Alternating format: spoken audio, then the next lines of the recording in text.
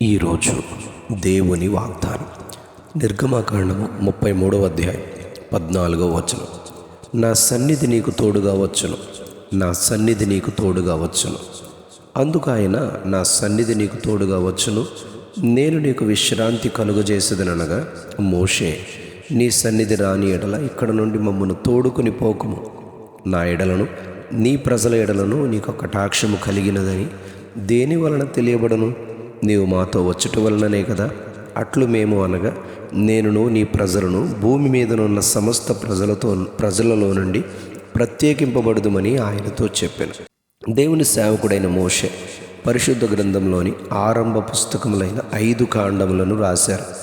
ఆయన సృజించిన సృష్టి క్రమమును ఆదికాండములోని ఆరంభ అధ్యాయం నుండి ఎంతో సవివరంగా మోషే ద్వారా మనకు తెలియజేశారు.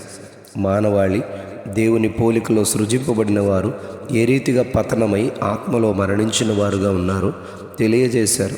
వారిని విమోచించుటకై రక్తమే చిందింపబడాలనే సూచనగా వారికి చర్మపు చొక్కాయలను చేయించి తొడిగించుటను గ్రంథంలో గమనిస్తాం.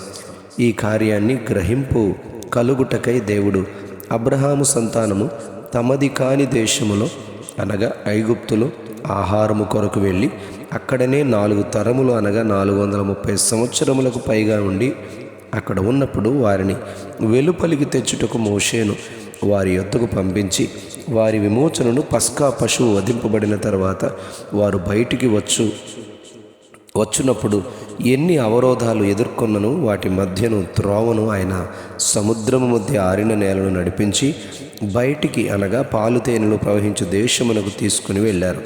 ఈ కార్యములన్నీ నిర్గమకాండంలో తెలియచేశారు.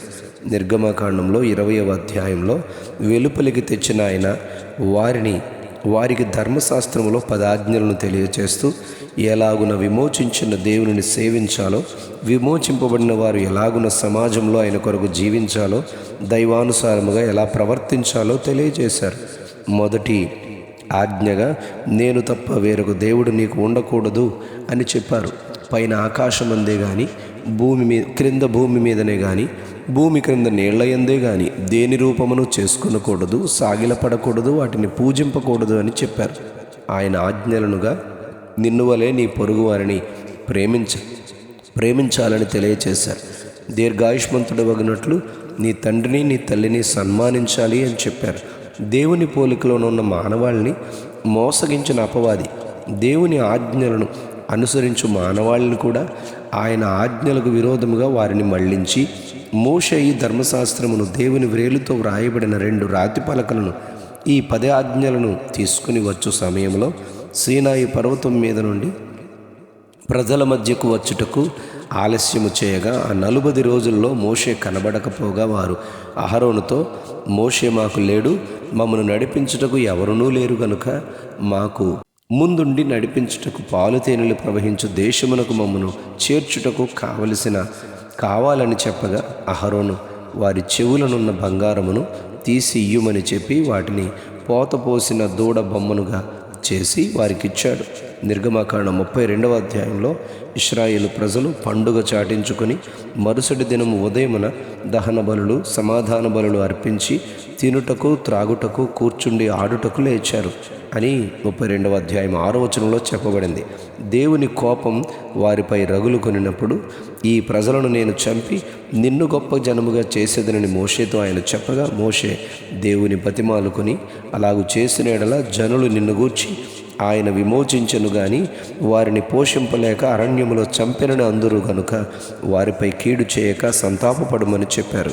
అందుకు ఆయన, మీతో నేను రాను, వచ్చిన ఎడల మీ క్రియలను బట్టి మిమ్మల్ని సంహరించదనేమో అని అన్నప్పుడు మోషే దేవునితో చెప్పిన మాట, నీ సన్నిధి మాతో రాని ఎడల మమ్మల్ని ఇక్కడ నుండి తోడుకొని పోకుము అని నిర్గమకాండం 33వ అధ్యాయం 15వ వచనంలో అడిగారు.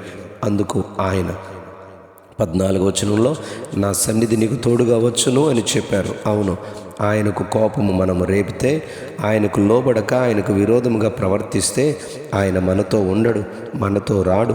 దేవుని మనస్సు ఇమ్మానుయేలు, దేవుడు మనకు తోడు అని అర్థము. కానీ మన క్రియలతో కోపము రేపితే మనతో రాను అని ఆయన అంటారు. ఆయన తోడుగా రాకపోతే ఈ అరణ్యమైన జీవితంలో మన జీవితాలు ఏ విధంగా ధైర్యంతో మనం ముందుకు సాగగలం. గనుక ఆయన సన్నిధిని మనమును కోరుకొని ముందుగా ఆయన సమాధానాన్ని ఆయనతో కలిసి సాగిపోవుటకు తన కృపను ధన్యతను ప్రభు మనకు దయచేయునుగాక. Amen, amen, amen. నిర్గమాకాండము 33:14 నా సన్నిధి నీకు తోడుగా వచ్చును, నా సన్నిధి నీకు తోడుగా వచ్చును. Amen, amen, amen.